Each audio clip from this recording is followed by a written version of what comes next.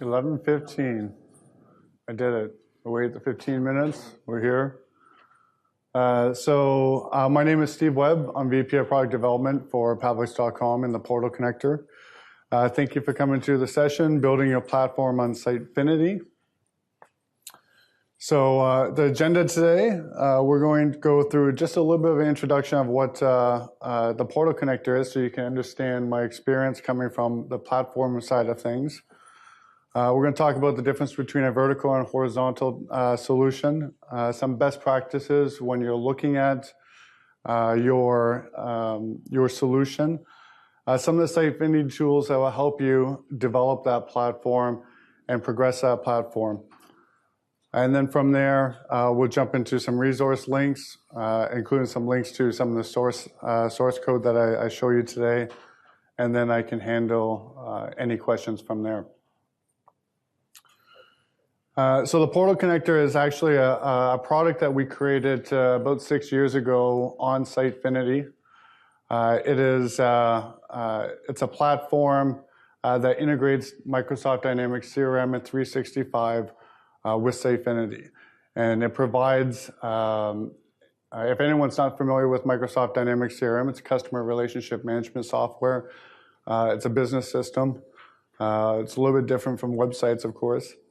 But what it does is it provides a very interactive portal technology to interact with that business information. So myself personally, I've been developing for Sitefinity since version 3. So it's been maybe about 12 years, I guess. It's tough to tell, and you lose track of time.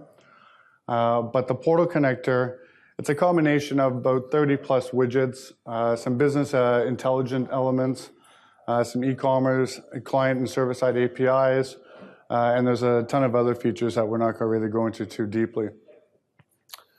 The most important thing is it provides functionality for building a fully immersive portal experience.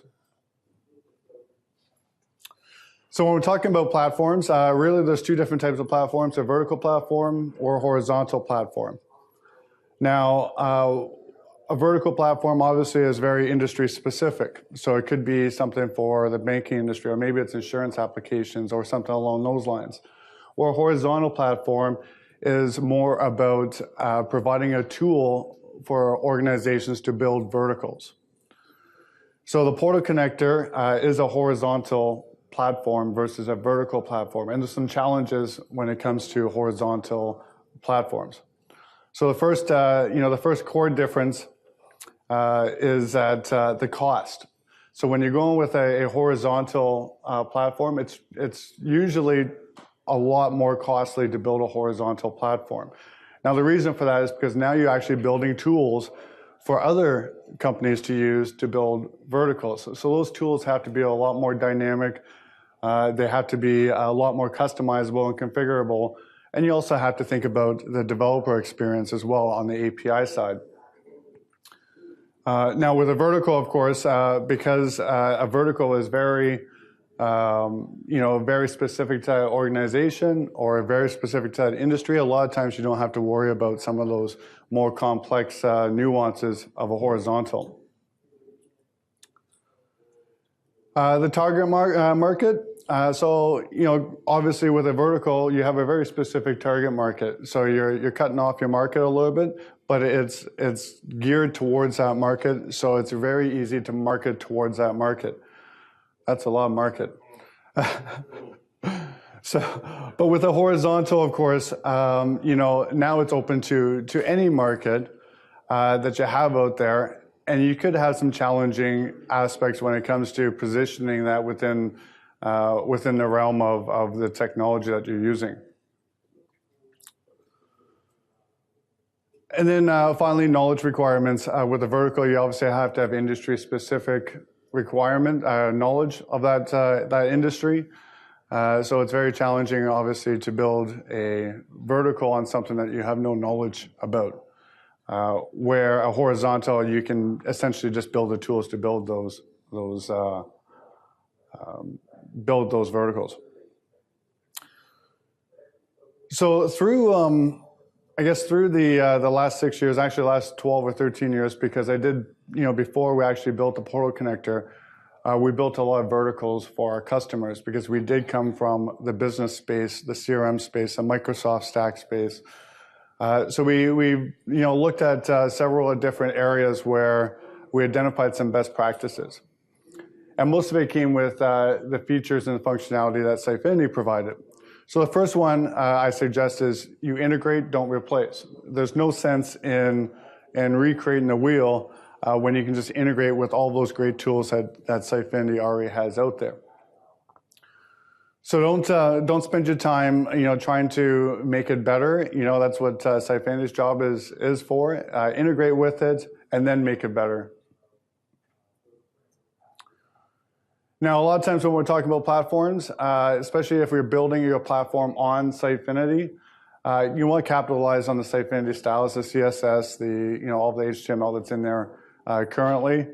And the reason is that when someone's using that platform, you don't want it to look different from other elements in Sitefinity. So you want to keep everything consistent, so there's no differentiator between those two platforms. So you can make it look seamless within Sitefinity.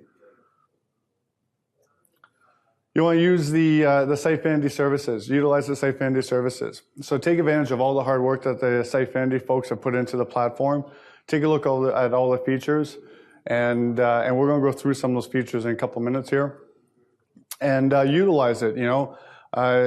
Take advantage of all those tools that are available to you. I think most importantly, keep it modular as well.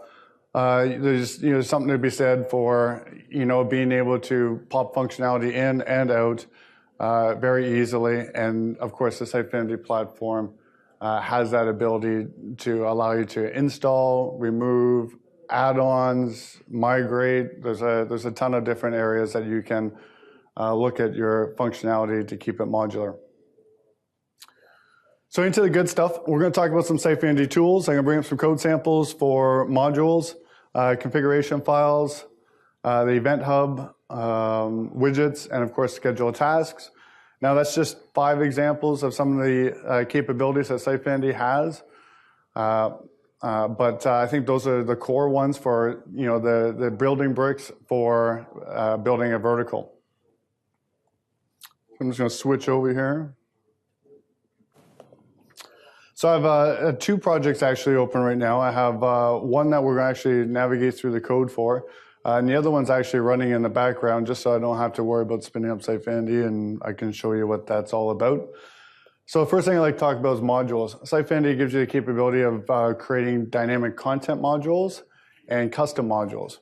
So a dynamic content module is basically something that is more of a point-and-click configuration. You can do it within the Sitefinity interface administrative area.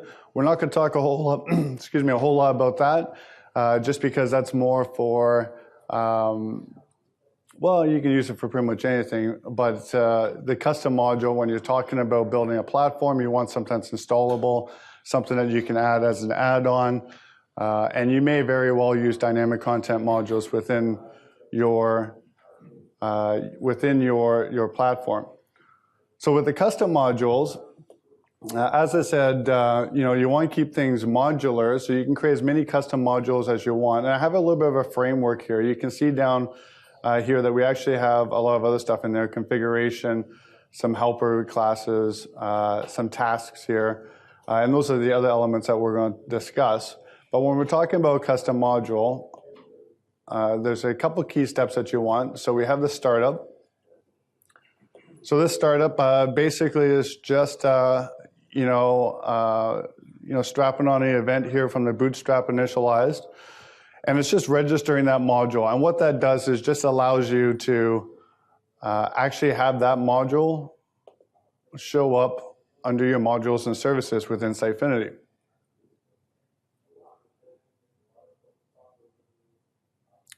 So under those modules here, if I scroll down, you'll see that we have a module called example module. There it is. It's not installed.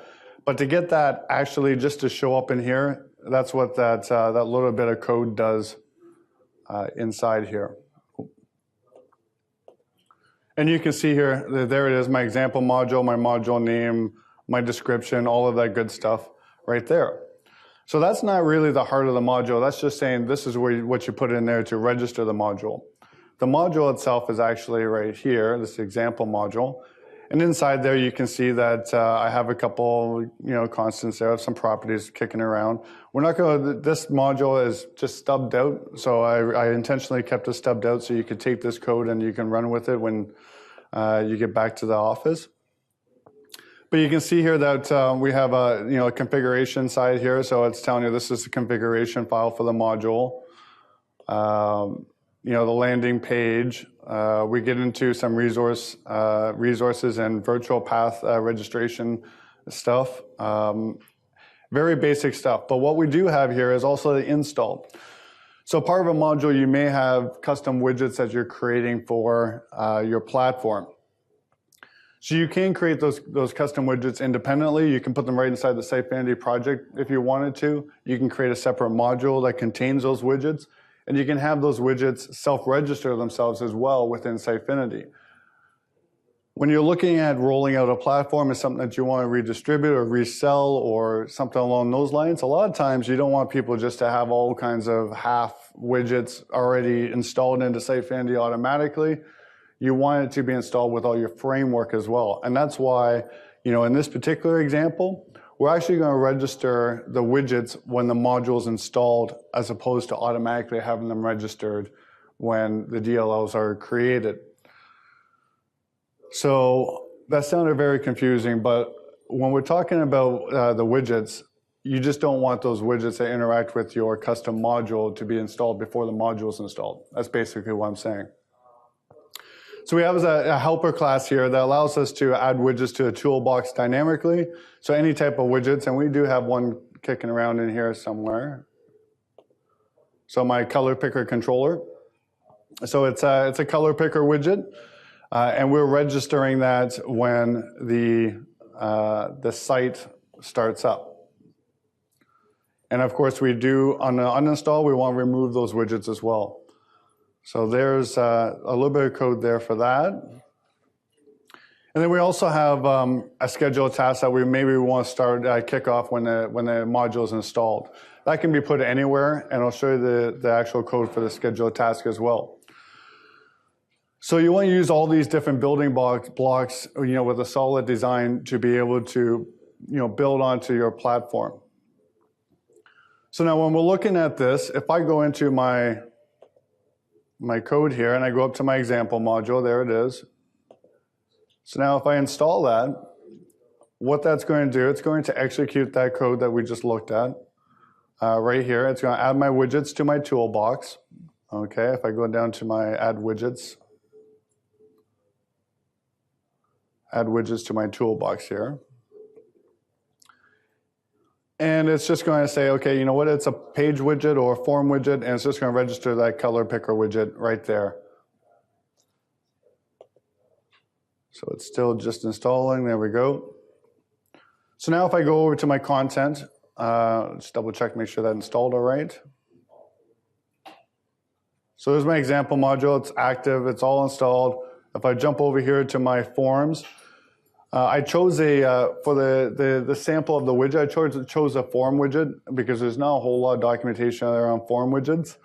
A lot of it's page widgets, but you can have the ability to create custom widgets for building forms. And if I reference back to something like the portal connector, we have a lot of those widgets that we have are actually form widgets because we're interacting with CRM data through those forms. So if I create a form now, and let's call this one color picker. And go to add my fields. You'll see with that little bit of code now, what we have is we have our custom module. There's our new section called custom module. And we also have our color picker widget there. And I can drag that on there. I'll just drag it on there for now. And we'll jump back into our code. So now, went through the installation process. You have a whole list of widgets that are interacting with, it could very well be, maybe a Salesforce implementation, or it could be a custom SQL server or something along those lines. And then we have our configuration file. So if we go back up where I was actually specifying the configuration file, there it is here, my example module configuration. A configuration file just allows you to integrate all your settings inside of the settings section of Sitefinity. So that way, you're not relying on custom, custom properties inside your web config, or you're not relying on some type of a configuration file sitting somewhere on your file system. It's actually going to create this configuration section inside the settings. So I have just a couple sample properties here, integer and string. And then, of course, there's the information about it. So if I go back here, I'm just going to actually click on publish for a couple seconds here. And we'll jump into our settings section so you can see that.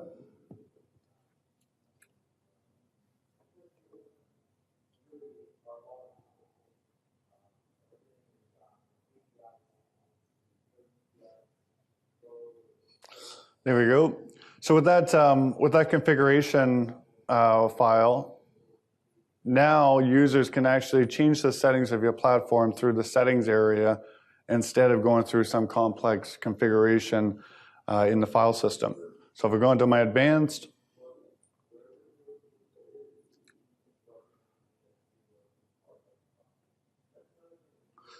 and if I scroll down, I think it's under example module now.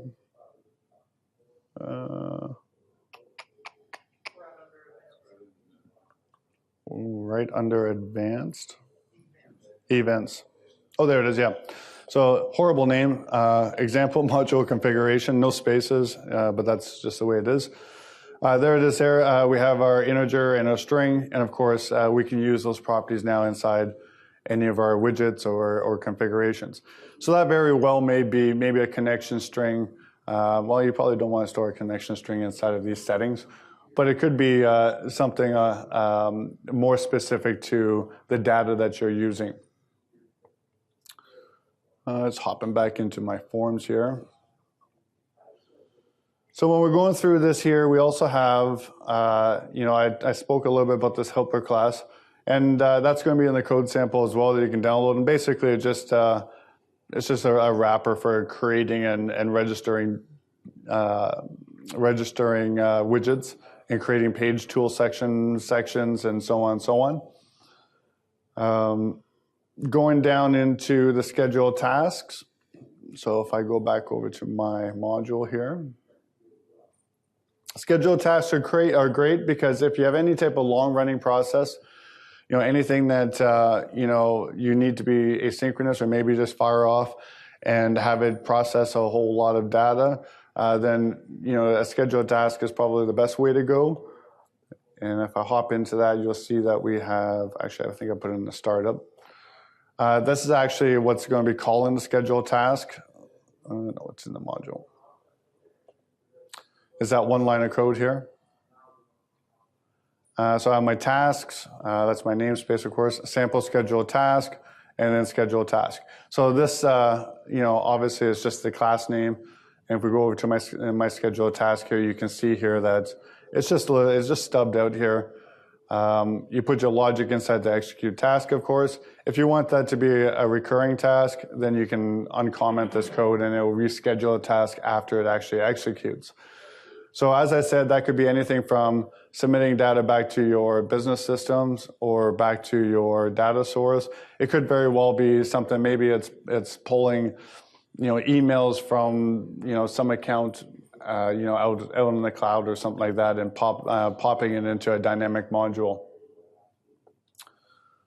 So there's the schedule task framework there as well. And then finally, of course, we have our widgets.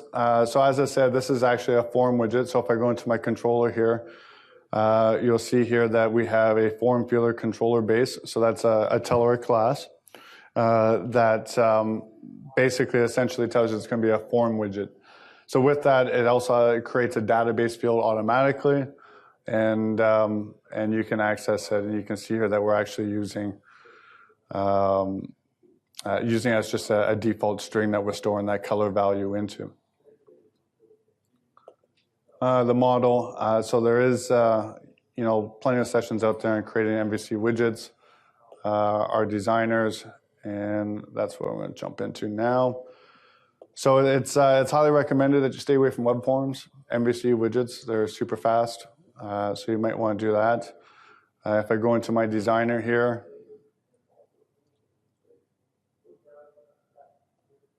I have a few properties that we can configure. Of course, the label for the field. Pick a color. We can make it read only, and we can also hide it if we want to. I just threw a couple properties in there. And then I can just publish this out. So something that wasn't listed on my capabilities of Sitefinity is the fact that Sitefinity does come with Kindle UI. And Kindle UI is a great JavaScript library for tons of functional elements, and that's actually what the color picker is. Within just a couple lines of code, you can start up a color picker and provide that functionality in any of your widgets. But you can also have access to a ton of other things, including grids and charts and any type of data visualization stuff, menus. Kindle UI is definitely worth the value, especially when it's free with Sitefinity.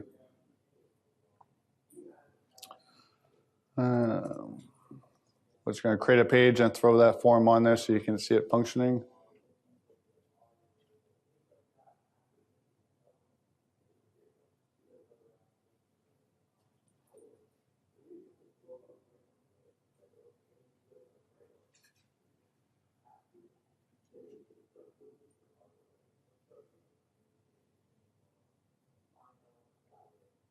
I think it's time for a new laptop.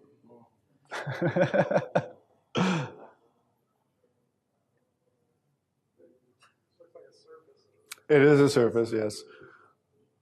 It's a Surface 3 at that, so I'm a couple versions behind, I think. So here we go. Take my form.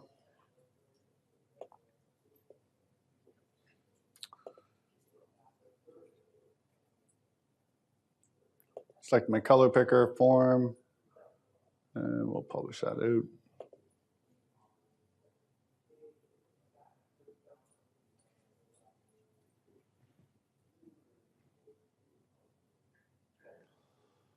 And then let's just take a look at that.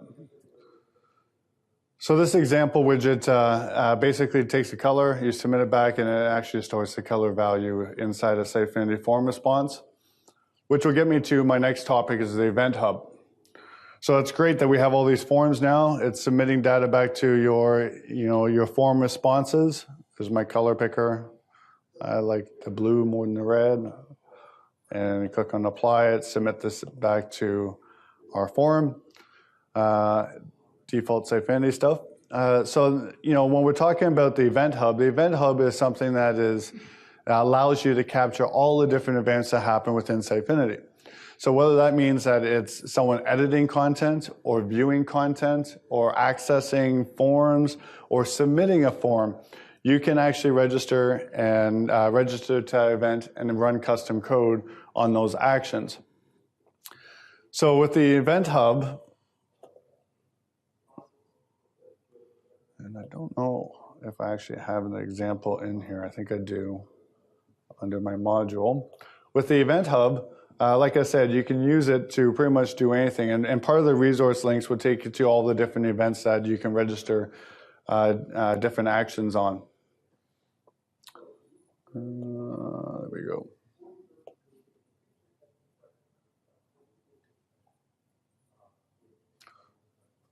There it is there. So my module is set up. I'm actually registering to the user created. So now anytime that a user is created, it's going to run this event. And if I go up to my code, it is, oh, there it is here. Okay, so I put it right in the same class. Don't do that. So there it is there, and of course I can run custom code here, so I can write that user back. I can validate that that user actually exists in maybe a third-party system somewhere.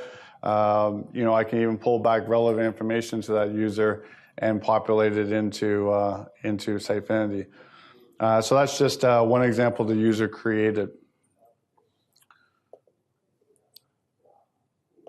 So back in my pages, there's my color picker, and if I go back to my forms now, you'll see that we have one response, and it's going to be, I got to pick blue of some type.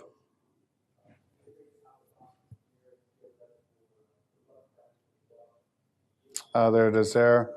So there's the color that I picked.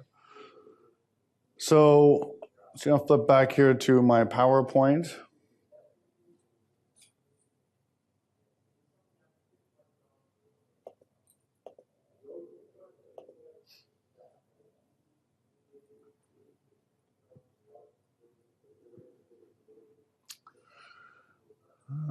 So again, the modules, I think it's essential for managing any type of platform elements. Allows you to install widgets, set up configuration files, schedule tasks, register to EventHub, and you can do a lot within that module. You can even actually register dynamic content modules as well, so you can spin up dynamic content modules.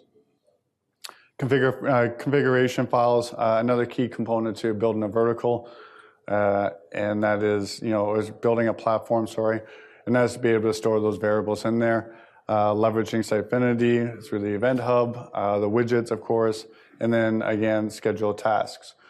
So I do have some resources here, maybe a screenshot if you're interested in them, but we do have some resources here. It's all progress links you can find pretty easily, but the schedule tasks, the list of events, the widgets, of course, and configuration classes. And then the bottom one here is actually that project that I just showed you, the custom module that you can download the progressnext.zip from the crmportalconnector.com website. And with that, you just have to, the only thing you have to do with that custom module project is, rebind the references to the Sitefinity project, and also make a reference from the Sitefinity project to that custom module. And I believe I was talking to someone last night, and they mentioned to me that now you may not even have to make a reference to those modules. That Sitefinity will just detect them inside the bin folder, pick them up, and install them for you, which is awesome. So with that, if there's any questions, I can answer any questions. We're a little bit early, but I do have some time for some questions. You mentioned that you can spin up dynamic content types as well in there. Yep. At what step? I assume you can spin them up, but when you deactivate the platform from Sitefinity, can you also deactivate dynamic content types? You can, yeah. So, there's all those events inside that custom module. So you would likely install the dynamic content modules on the installation of the module. And then, because that's going to activate it right away. On the deactivate event, you would just deactivate those custom modules as well. Now those dynamic modules as well. But what you should be aware of is make sure that you have a pretty significant warning in place saying, hey, you could lose data if you do this. The code for installing dynamic modules is not easy code. What I can do is, I can put some code in that same zip file if you're interested, and then you can see how we actually do it.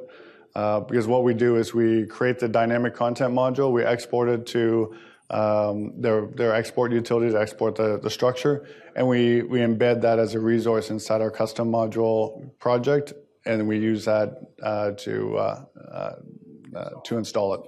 Yeah. Yeah.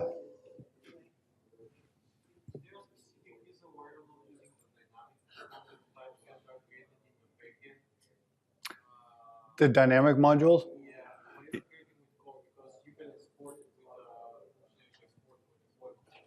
Yeah, no, and actually that's what we're just talking about. So we do use the dynamic content modules for some aspects, more for storing data.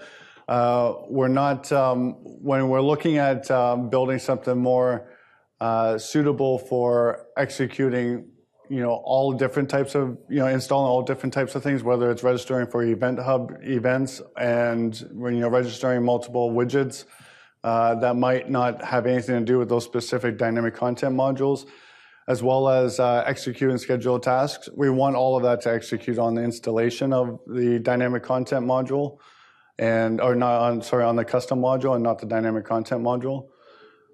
So from my understanding, we can't actually execute that code on the installation of dynamic content module. I could be wrong though, because you're a smarter guy. Well, thank you. I'll let you get that picture there. And I'm supposed to remind you to fill out your survey, so be kind. And also, if you're interested, there's some really smart guys doing a session tomorrow. They're from the Thracian team, and it's best practices health check monitoring for Sitefinity. Smart guys, they're all ex-Sitefinity product people, so they know what they're talking about. Thank you.